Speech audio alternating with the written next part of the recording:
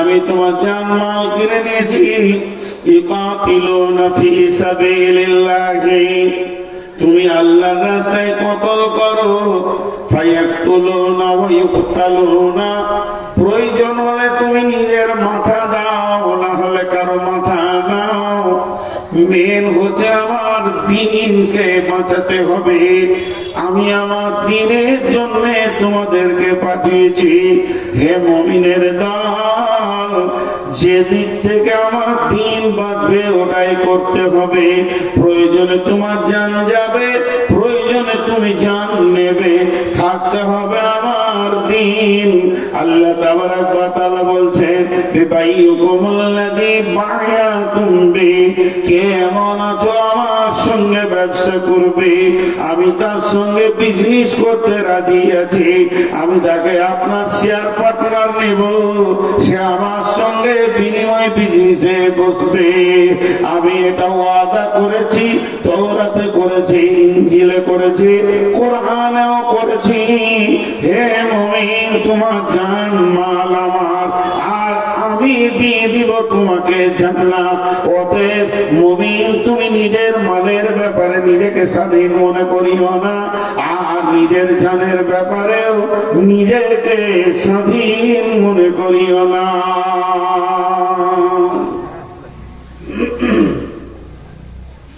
কিন্তু আমরা জান মালের ব্যাপারে উদাস উদাস উদাস, খেয়ালই নেই। আমাদের কি হয়, একটা ভিখারি এসে 1 টাকা চাইছে। সকালে বাজারে গেছেন, একটা ভিখারি এসে ওকে 1 টাকা চাইছে, ধুমকিয়ে দিলেন, আমাকে খুচরা খাজরা না এসে বসলেন। আর বন্ধু ওকে নিয়ে হোটেলে ঢুকে, মিষ্টির দোকানে ঢুকে মিষ্টি, সিঙ্গারা, ল্যাংচা চমচম করে 200 টাকা খরচা করে দিলেন। কোনটা আল্লাহর কাছে জমা হবে আর কোনটা খরচার খাতায় জমা হবে, খরচা লাগবে, আল্লাহর কাছে হিসাব দিতে হবে, এটা আমাদের জ্ঞানের খাতায় তোলাইছে না। জি, এটা জ্ঞানের খাতায় তোলাইছে না। বিশ্বনবী বললেন, মোতার প্রান্তে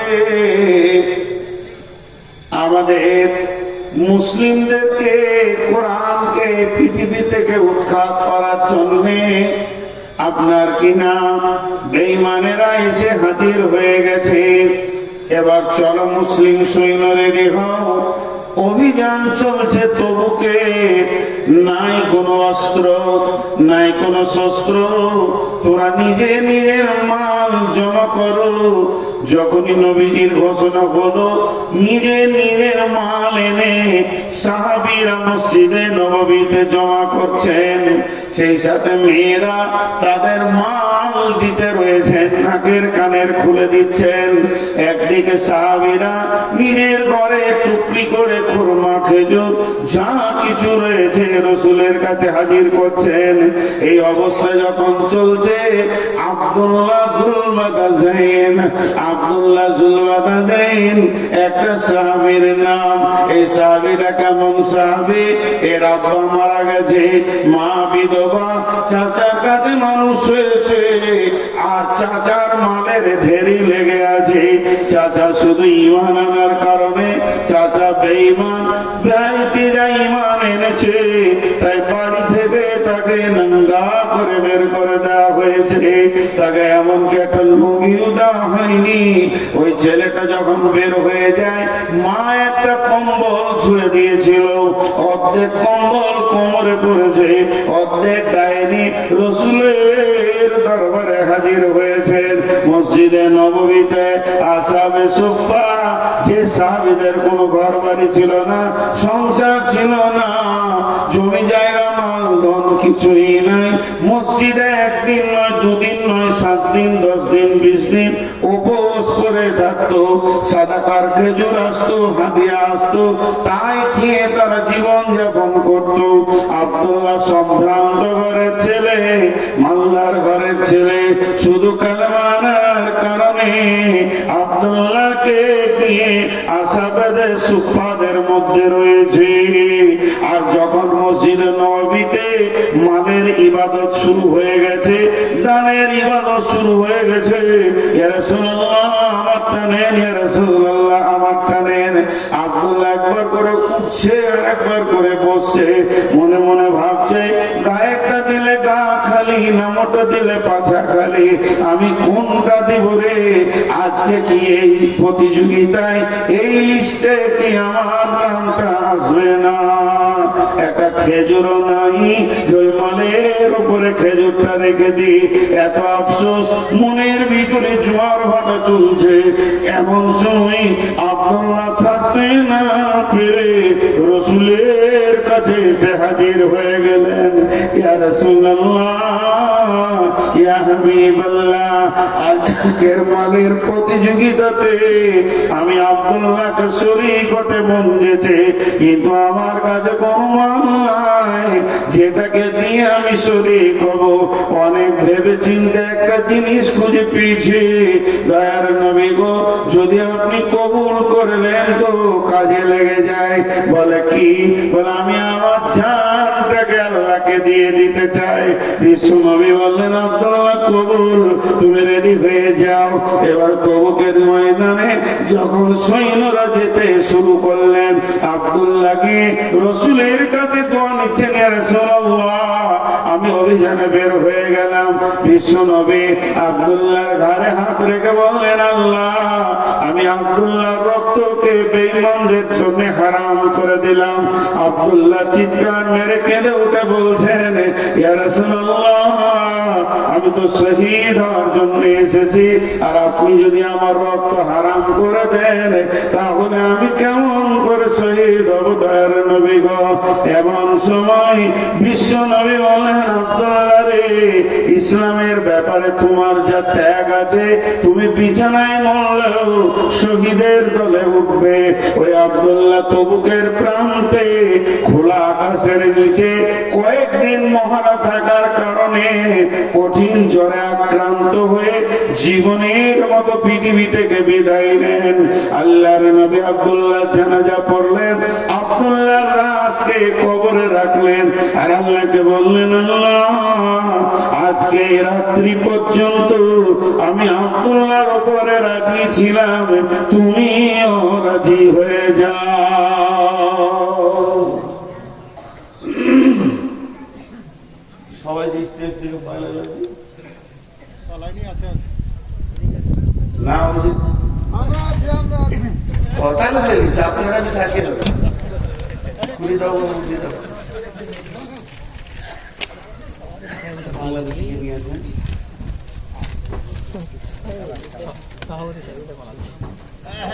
আমার 12টা পর্যন্ত না, 12টা পর্যন্ত, তারপরে কিছু খাতে কালেকশন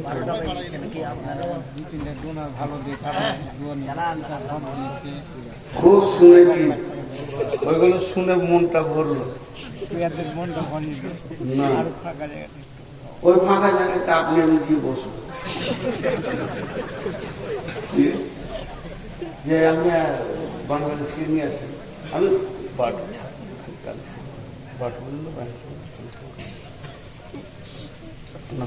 আনেন, ওরা সহ পাওয়াটা পরে বাংলাদেশে 1.5 ঘন্টা লাগে। আর আমরা ঘুমতে ঘুমছিল তৈরি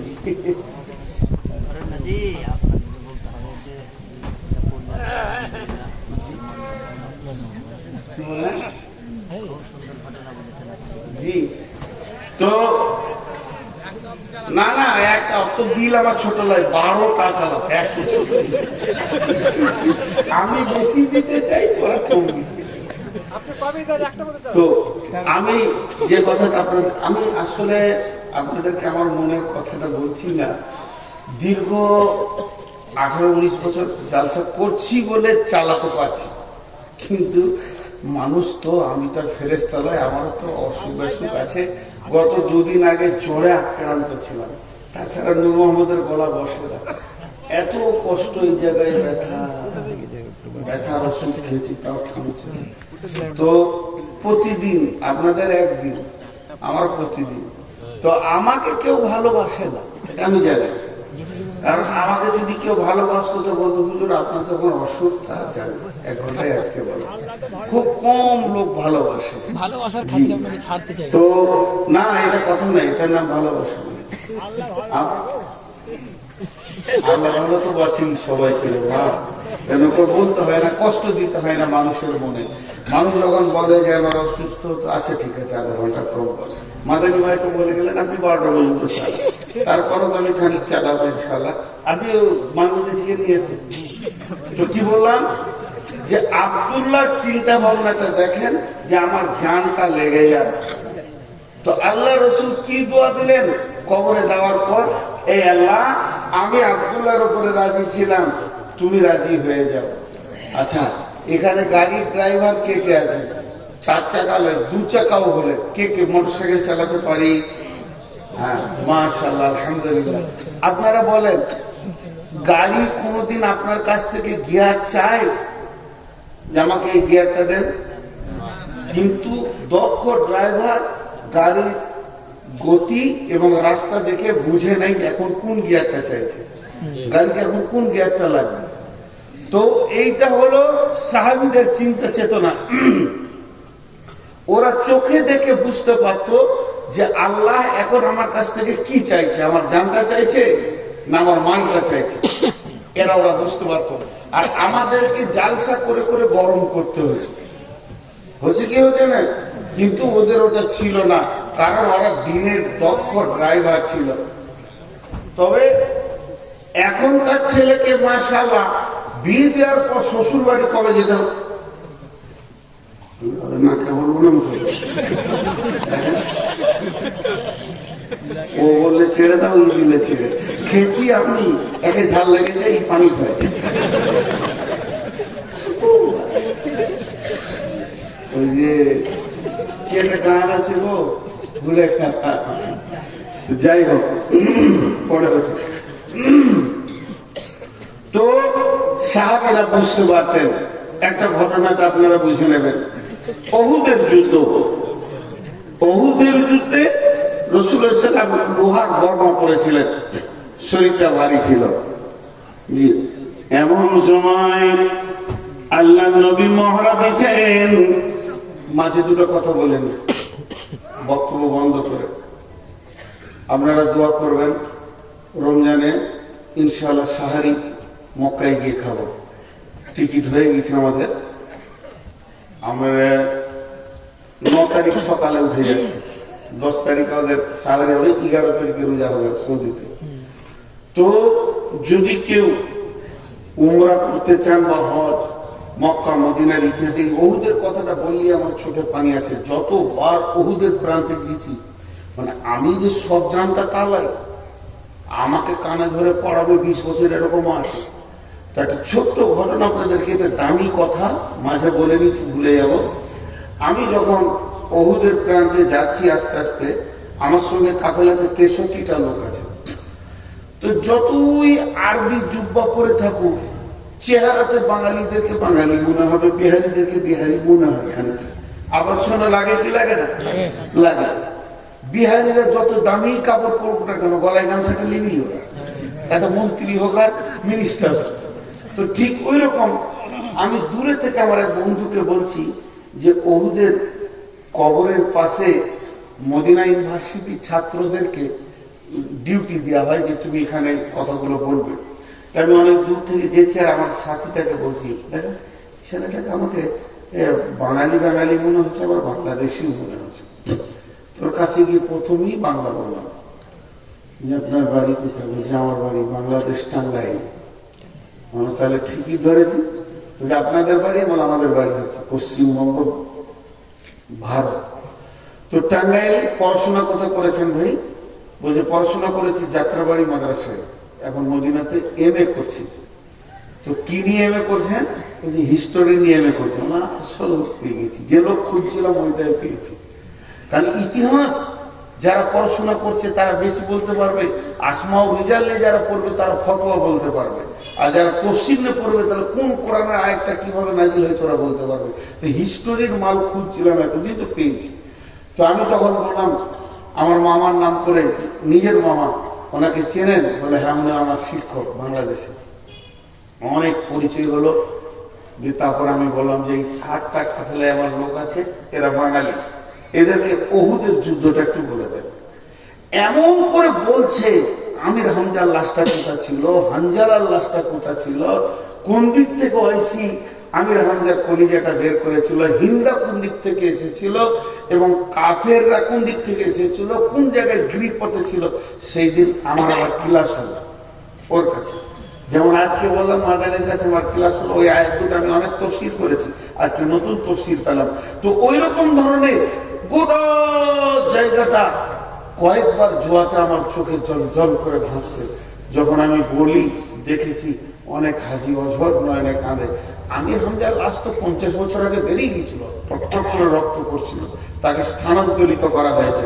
এখন সবগুলোকে এক জায়গায় করে দিয়ে দুটো কবরে, ঘন কবর বলা হয়, একটাতে 14টা আছে, একটাতে 56টা আছে।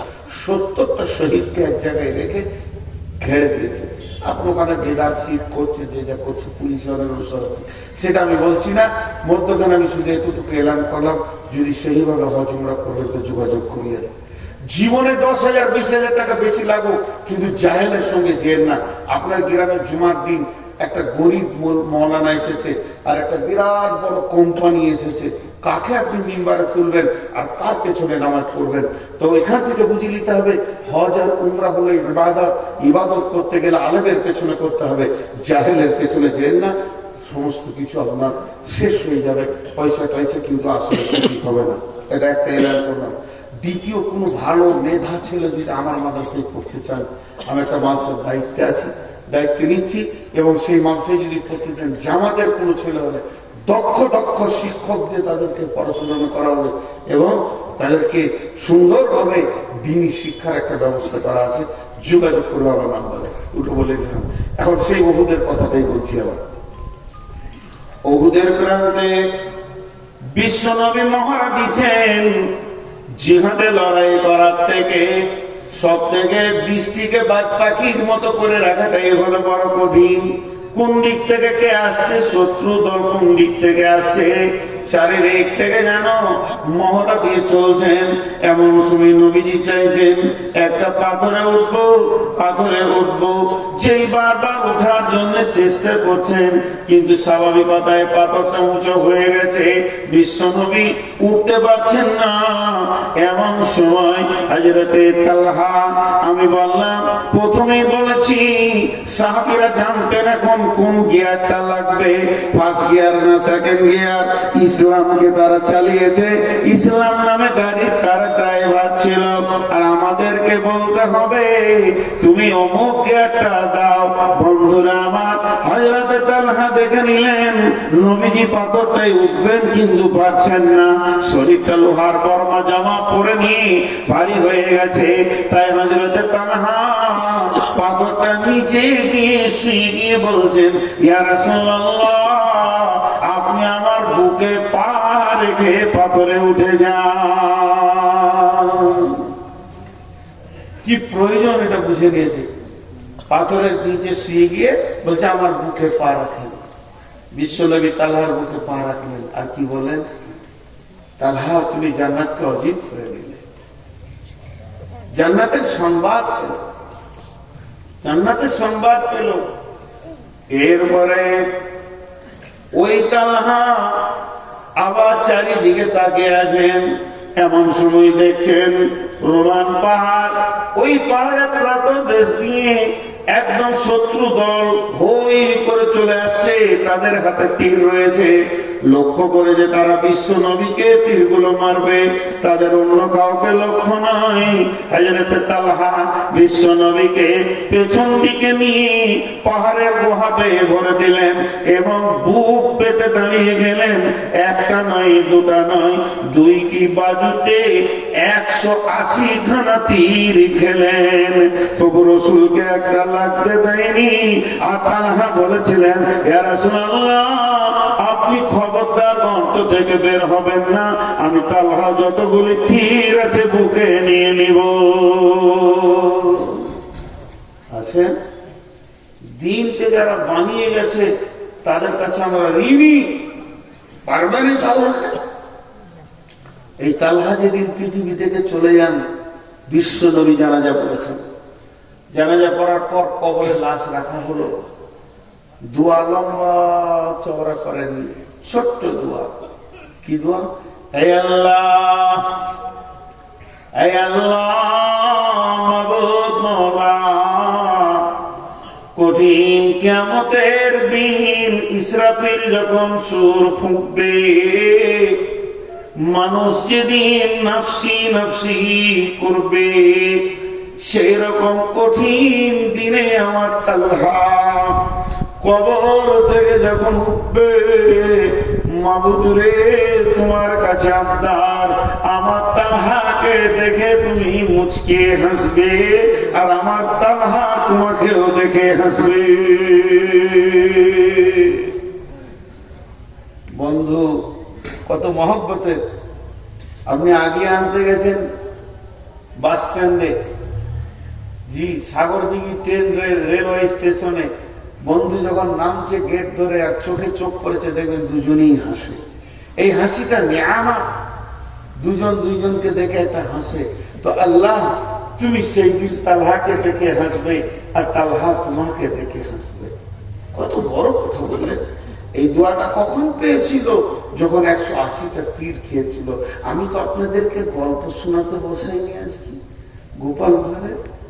আল্লাহ বলছেন, ইন্নাল্লাহা আশতারা মিনাল মুমিনিনা, হে মুমিনের দল, আমি তোমাদের কাছ থেকে তোমাদের জান, আনফুসাহুম ওয়া আমওয়ালাহুম, এবং তোমাদের মালকে কিনে নিয়েছি, বিআন্না লাহুমুল জান্নাহ, জান্নাতের বিনিময়ে,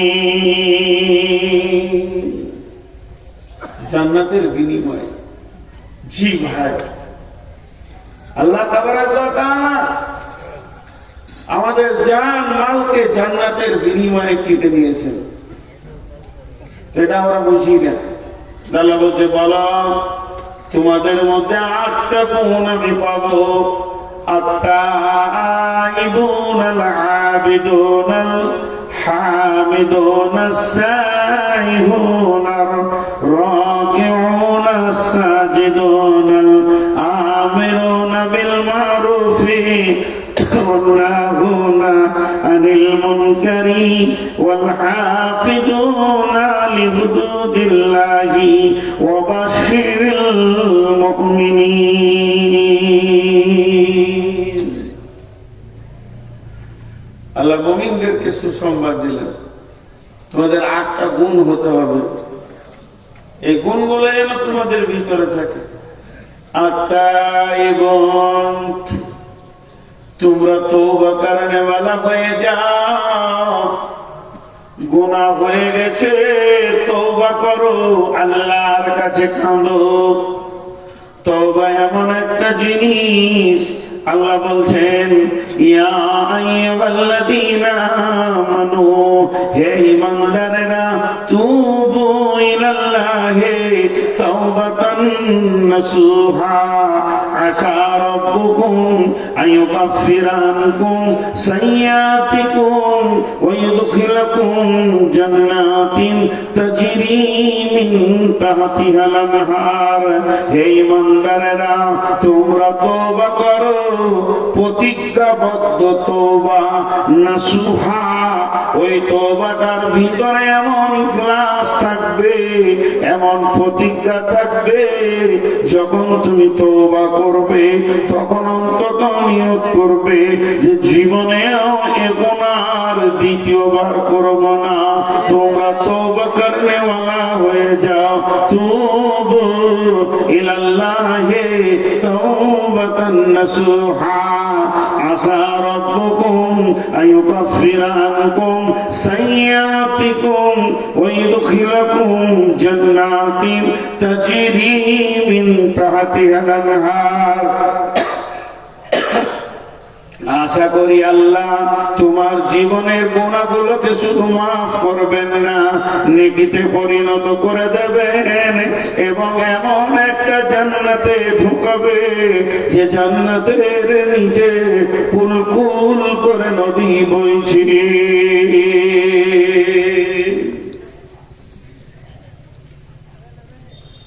গুনার কারণে মানুষ জাহান্নাম যাবে না। গুনাহ করেছে এর জন্য মানুষ জাহান্নামে যাবে না। কিয়ামতের মাঠে ধরেন আমাকে জাহান্নামের ফেরেশতা টানছে, যদি গায়ে বল থাকে একটু মার থাপড় অর্থানে জাহান্নাম কেন নিয়ে যাবি তুই? তোর বাপের জান্নাত? জান্নাত তো আমার, তো আমার আল্লাহর জান্নাত। আল্লাহ বলে কি? বলে তোমার ফেরেশতাকে ধরেছে। বলে কেন? বলে জাহান্নাম যেতে হবে। আল্লাহ বলল যা জাহান্নামে। যদি বান্দা জিজ্ঞেস করে কেন যাবো, তাহলে বলবো গুনাহ করেছিস ওই জন্যে। আমি এটা বুঝানোর জন্য বলছি, ভাবিয়ে না যে কোরআনের আয়াত বলছি। আল্লাহ বলছে জাহান্নাম যা, তোকে ফেরেশতাতে টানছে। তো আমি বলছি কেন? আল্লাহ বলছে গুনাহ করেছিস তার জন্য। এবার যদি আমি আল্লাহকে বলি, আল্লাহ আপনি বলেছেন ইন্নাল্লাহা গফুরুর রহিম, নিশ্চয়ই আল্লাহ জবরদস্ত কঠিন গুনাহকে মাফ করনে ওয়ালা। আপনি কোরআনে বলেছেন মাফ করনে ওয়ালা, আর আল্লাহ রাসূল বলেছেন কুল্লু বানি আদমিন খাতা, প্রত্যেকটি বানি আদম ভুলের মধ্যে ডুবে আছে। আমাদেরকে যখন বানানো হয়, একটা ঘরকে সিমেন্ট দিয়ে ঢালাই করা হচ্ছে, তোর মধ্যে রড আছে, পাথর আছে, সিমেন্ট আছে, বালু আছে, সিমেন্টে কেমিক্যাল আছে। কেমিক্যাল না থাকলে এমন জমবে না।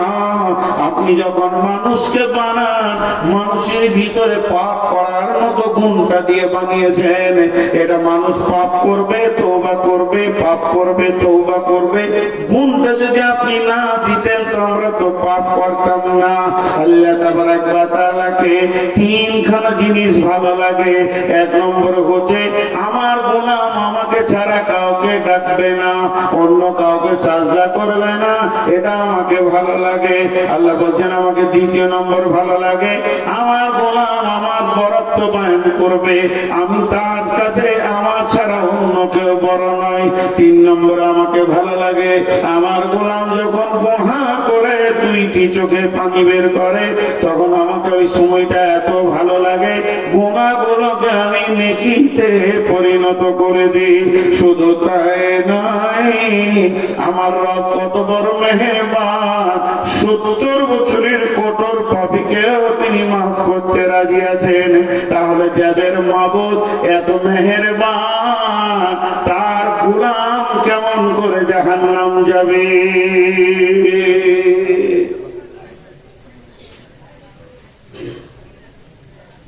জলপাইগুড়িতে জালসা করতে গিয়েছি। জীবনের দুটো জালসার ইতিহাস আপনাদেরকে শোনাই, 30 সেকেন্ড লাগবে। আপনাদের জালসা স্টার্ট হয়েছে কখন? আসর পর। আসর পর। ওদের জালসা স্টার্ট হয়েছে ফজরের 1 ঘন্টা পর। স্টার্ট বিসমিল্লাহ হলো, তার আগে মাইকি বাজে না। আর একটা ঝাড়খণ্ডে গিয়েছিলাম ওই রকম। তো আমাকে অনেক রাতে দিয়েছে, লোক ঢুলছে। আচ্ছা তো ঘুম ভাঙানোর ওষুধ কি? কিছুই খুঁজে পেয়েছি না। একটা একটা করে জাগানো যায়। আমি শুরু করে দিলাম উল্টা দিকে জালসা। উল্টা জালসা শুনেছেন? আমি বললাম বিসমিল্লাহির রহমানির রহিম। আল্লাহ তাবারাক ওয়া তাআলা কালাম পাকের মধ্যে বলছেন নামাজ পড়তে হবে না, রোজা রাখতে হবে না, হজ করতে হবে না, যাকাত দিতে হবে না, জেনা করো, ব্যভিচার করো, বেপরদা থাকো, সুদ খাও, জুয়া খেলো, লুটে লাও, মার্ডার করো, রাস্তায় রাহাজানি করো, ছিনতাই করো, যে যাকে পারবে মারো, লুটো, গাঁজা খাও, মদ খাও, কিছুই হবে না। তারপরও তুমি জান্নাতে যাবে, শুধু আল্লাহর একটা হুকুম মেনে নিলে। সব জেগে গেছে। কোন মুরগি রে? এক ধাপ থেকে সব হালাল হয়ে গেল। আচ্ছা হালাল, ওদেরকে তো মজা লাগছে কি সব হালাল, হারামকে হালাল করে দেবে। একটা খালি আল্লাহর হুকুম মেনে নিবে, জান্নাতুল ফেরদৌস পেয়ে যাবো। তার সামনে এক মুরব্বী পান খেয়েছিল, ও পান চিবানো বাদে করেছে, কি জালসা হচ্ছে। তো শেষকালে আমাকে বলছে, বাবজি আমি 70 বছর বয়সে এমন জালসা শুনিনি, যে এত গুণা করার পরও সে জানা যাবে আল্লাহর একটা হুকুম মানলে কোথায় আছে বাপ? তা বলো কোরআন শরীফে আছে। তো আরো সহ্য হচ্ছে না, তখন বলছে কোন সূরাতে? সূরা রহমানে কোথায় আছে? বিসমিল্লাহির রহমানির রহিম, ইয়া মা'শারাল জিন্নি ওয়াল ইনসি ইন ইসতাতা'তু আন তানফুযু মিন আকতারিস সামাওয়াতি ওয়াল আরদি ফানফুযু লা তানফুযুনা ইল্লা বিসুলতান ফাবিআইয়ি আলাই রাব্বিকুমা তুকাজ্জিবান। আপনারা উত্তর দিন তো, যে ঠিক উত্তর দিতে পারবে 1000 টাকা লিখবে। কালো কালিতে লাল লেখা হবে? কালো কালিতে লাল লেখা হবে? হবে। কালিটা কালো, বানানটা লাল হবে না? হবে। আচ্ছা, তেমনি এটা রাত না দিন? রাত শব্দ ব্যবহার না করে এটাকে রাত বলেন তো? দিন নয়। দিনকে না করবেন তো রাত হবে। তো ঠিক এই আয়াতটাকে তর্জমা করবেন একদিকে, অপোজিটে ধরিয়ে দিবেন ওই সেটা হবে।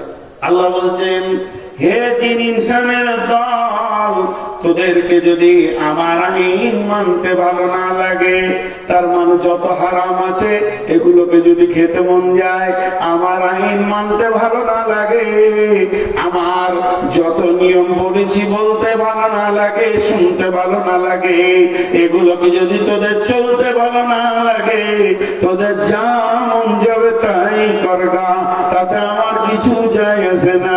তবে তোদেরকে একটা কাজ করতে হবে, আমার রাজ্যের বাইরে গিয়ে বাসা বাঁধতে হবে।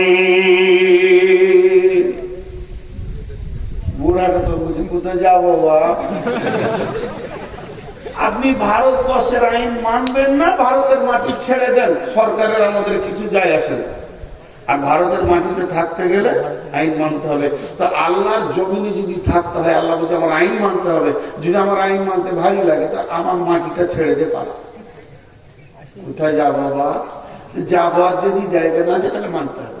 তেমনি আমি বলছি, পৃথিবীর কোন ব্যক্তি গুনার কারণে জাহান্নাম যাবে না।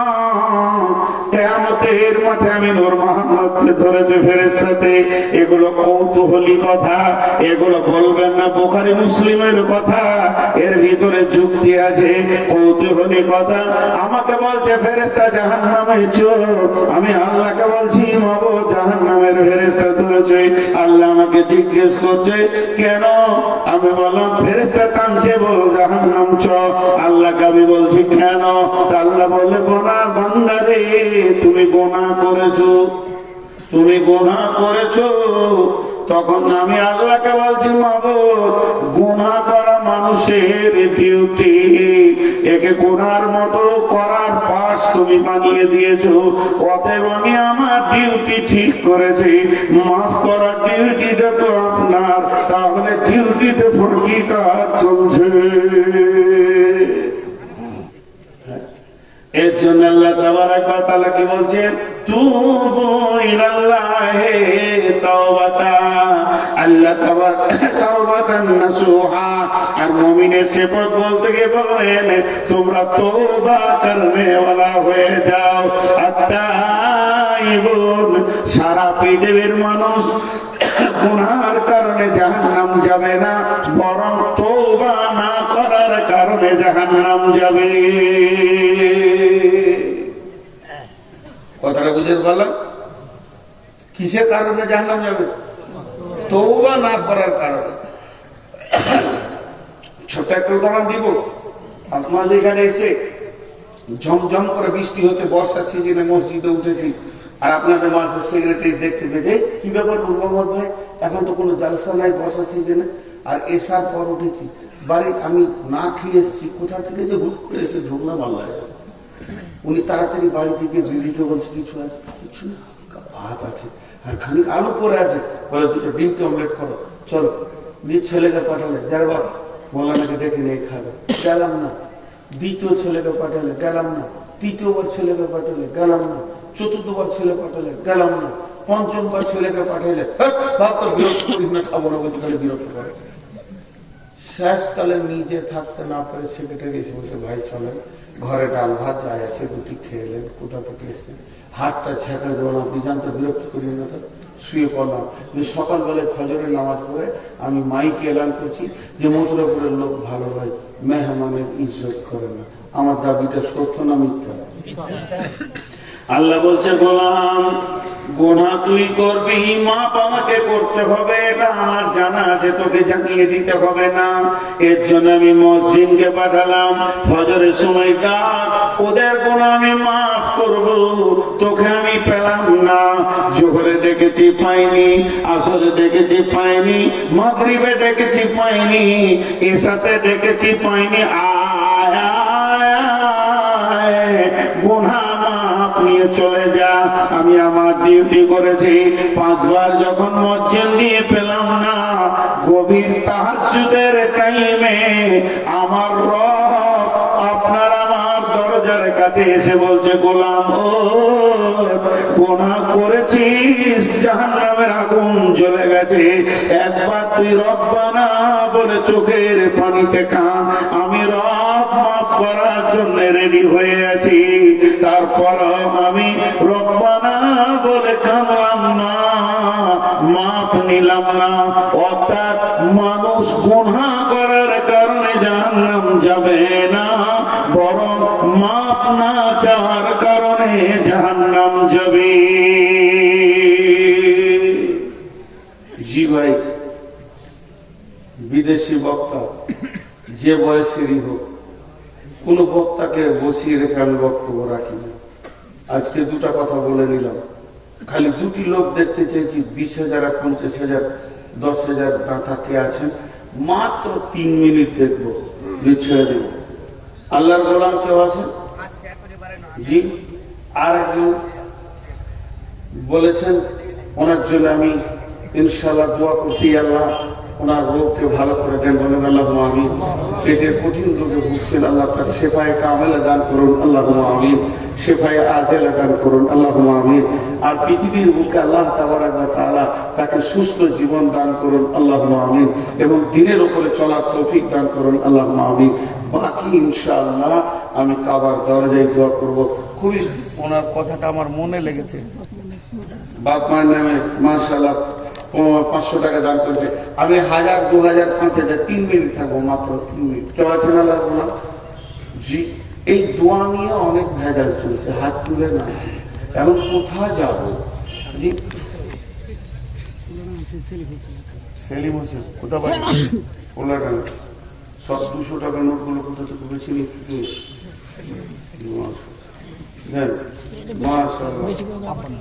আপনার নামে কত আছে?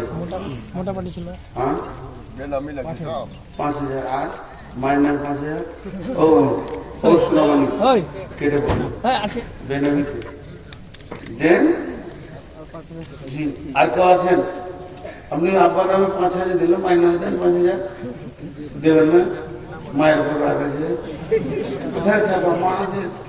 মাকে 15,000 দিতে হবে, তো আবার 5,000 কত? 5 মানে 5,000। আর কত?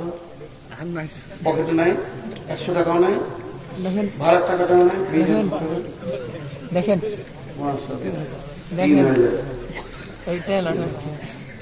50 টাকা আছে, ভাড়া নাই।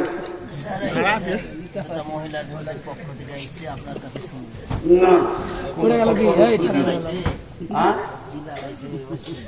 না, ও মহিলাদের কথা উত্তর দিন। আজকে আমি সব ভালো লেগেছে, কিন্তু আপনাদের কাছে আমি কোনো প্রশ্নের উত্তর দিই না, জানি না।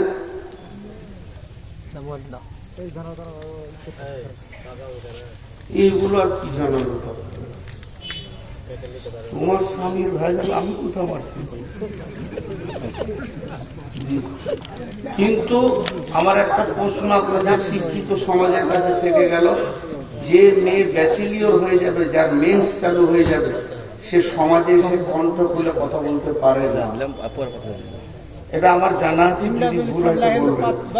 এত বড় মেয়ে মাইকে কথা বলবেন, শরীয়ত পারমিশন দেয়। এটা আপনারা খারাপ মনে করেন, চাই ভালো মনে করেন। আর এই মেয়েটা যার চেহারা, যার শরীর, তাতে 500 পুরুষের আকর্ষণ হয়। যদি আকর্ষণ না হয় তাহলে সে হিজড়ে। আমি পরিষ্কার কথা বলছি, ওর কণ্ঠস্বর আর বলার ভঙ্গি আর অঙ্গভঙ্গি যা হচ্ছিল, যদি কোনো পুরুষের আকর্ষণ না হয় তাকে হিজড়ে বলবে, তার চিকিৎসা করা হবে। ওই জন্য এমনকি রাসূলুল্লাহ সাল্লাল্লাহু আলাইহি ওয়াসাল্লাম বলছেন, মেয়েদের কণ্ঠস্বর পর্যন্ত কে দাদু 5,000 দিয়েছে আর 5,000 বাকি, মাশাআল্লাহ। এগুলো একটু আলেম ওলামাদেরকে জিজ্ঞেস করবেন, আমি ফতোয়া দিচ্ছি। আর কেউ আছেন ভাই? কই 25,000 টাকা বলছেন যে একজন লুকিয়ে আছে 25,000। কে বললো লুকিয়ে আছে? আপনি বললেন এর ভিতরে আছে 25,000। মাশাআল্লাহ। বলেন আর কেউ আছেন ভাই আমার? মাশাআল্লাহ। বিদেশি মেহমান, বাবারা শ্বশুর নাম, আর শাশুড়ি আর মা বাদ গেল, গানগুলো সব এক বেশি হয়ে যায়। এলাকার সব বাপদেরকে বেশি ভালোবাসে। যাই হোক, যারা দান করেছেন আল্লাহ তাদের যা যায় খায়ের দান করুন। তো আমি আপনাদের সামনে সর্বশেষ কথা এতটুকু বলে যাচ্ছি, জান মালের সহি ব্যবহার করতে হবে। আর আল্লাহ মুমিনের জান মালকে নিয়েছেন জান্নাতের বিনিময়ে। আল্লাহ তাবারক ওয়া তাআলা শোনা এবং বলার থেকে বেশি করে আমল করার তৌফিক দান করুন। আব্দুল হক সাহেব কত? আর বাড়বে না? একটু বাড়বে। কত আপনার ছিল? আপনার 50 না 25 25 বলছেন বারে বারে। 25টাই হয়ে গেল। 5,000 দিচ্ছি তাহলে আর খানিক্ষণ দাঁড়িয়ে 50 এটা 30 সেকেন্ডে 5,000 করে বাড়ছে। 10,000 দিচ্ছি। আর মানে 5 আর 10 15 নাকি?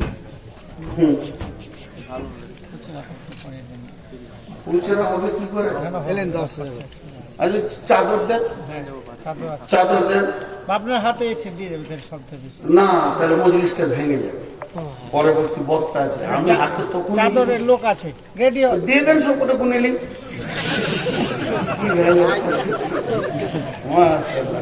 জি, এই চাদর ভিতরে ঢুকে যান তো, চাদর ঢুকে যান। মায়ের নামে 500 টাকা। এতক্ষণ একটা মায়ের ছেলে দেখতে পেলাম, মাশাআল্লাহ। আর কে আছে? মায়ের নামে 500 দিয়েছে। কেউ আছেন? একটা চাদরে হবে না, দুটো চাদর, এদিকে একটা এদিকে একটা। ভাই আপনাদের যার কাছে যা আছে টাকাগুলো রেডি করে যাবে, সঙ্গে সঙ্গে দিয়ে দেন, যাবে সঙ্গে সঙ্গে দেবে। চাদরটা ধরেন, আর একটা চাদর এদিকে দেন করে। বাবা কে আছে? আর একটা চাদর এদিকে দিয়ে দেন, দেন। আল্লাহ রাস্তার দিকে একটা চাদর দেন। জি,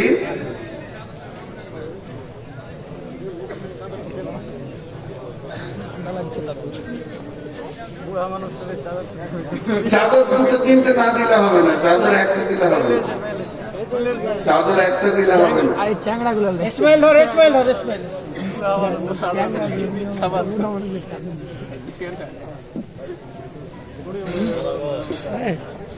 মাশাআল্লাহ, জাযাকাল্লাহ। আপনারা দিতে থাকেন, আল্লাহর রাস্তায় দিতে থাকেন, আল্লাহর রাস্তায় দিতে থাকেন, আল্লাহর জন্য দেন। আব্বার নামে অসুস্থ 100 টাকা দিন। আব্বার নামে অসুস্থ। এই আল্লাহ যতগুলি দান এই পর্যন্ত এসেছে, দাদার নামে যতগুলি দান এই পর্যন্ত এসেছে, মাহফুজ সমস্ত দানগুলি তুমি কবুল করে নাও। আল্লাহ তুমি এদের বদলা দাও। যে যা নিয়তে দান করছে আল্লাহ নিয়তকে তুমি পুরা করে দাও। হায়াতে তয়্যিবা দাও, রুজি রোজগারে তুমি বরকত দাও। এ আল্লাহ তুমি হালাল উপার্জন করো, তুমি তৌফিক দাও। মাহবুব গো, তোমার বান্দারা তোমাকে ভালোবেসে দান করছে, রুজি রোজগারে তুমি বরকত দাও। কঠিন কিয়ামতের দিনে নবীর হাতে পানি পান করা তৌফিক দিও। চলে গেটের সামনে চলে এ আল্লাহ, কঠিন কিয়ামতের দিনে নবীর হাতে বাণী বান করো তৌফিক দাও, তোমার রহমতের ছায়াতে দাও।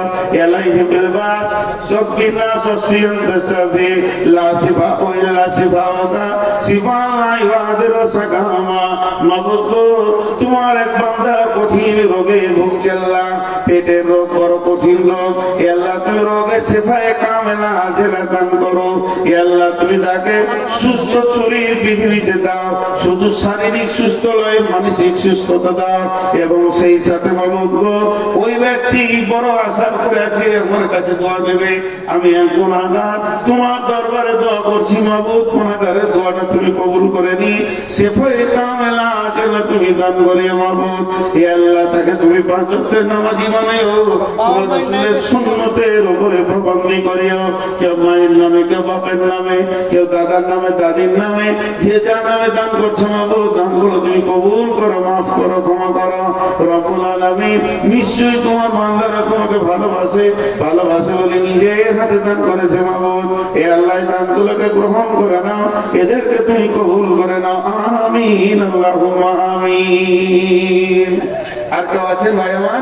চটচট করে দেন। এখান থেকে সাগর দিঘি শর্ট রাস্তা কি আমাকে সাগর দিঘি? হ্যাঁ, একটাই রাস্তা। লোকেশন দিতে পারবে? লোকেশনটা করে দাও হোয়াটসঅ্যাপ। দেন, আল্লাহ রাস্তা দেন। তাদের বাড়ি সাগর দিকে যাবে? তাহলে ভালো।